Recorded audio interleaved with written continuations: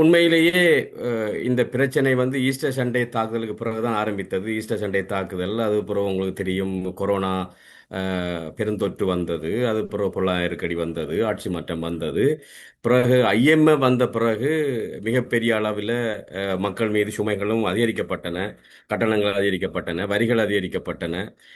ஆகவே இவையெல்லாம் தாண்டி ஓரளவுக்கு 2026 ஒரு ஒரு ஒரு ஒரு மகிழ்ச்சியை புத்துணர்ச்சியை தரும் என்று நினைத்த நேரத்தில் தான் மற்றும் ஒரு பேரனர்த்தத்தை நாடு சந்தித்திருக்கின்றது. மக்களும் இறந்திருக்கிறார்கள், பொருளாதாரத்துக்கு மிகப்பெரிய சுமை ஏற்பட்டிருக்கின்றது.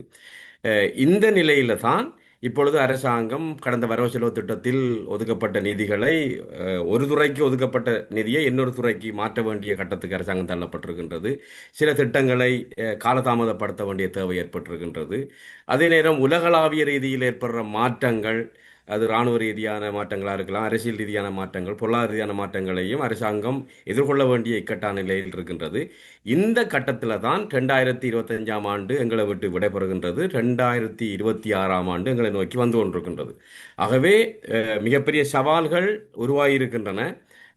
அரசாங்கம் எல்லாவற்றையும் எதிர்கொள்ள வேண்டிய இக்கட்டான நிலையில் தான் இருக்கின்றது. மக்களுக்கும் அதே நிலைமை தான்.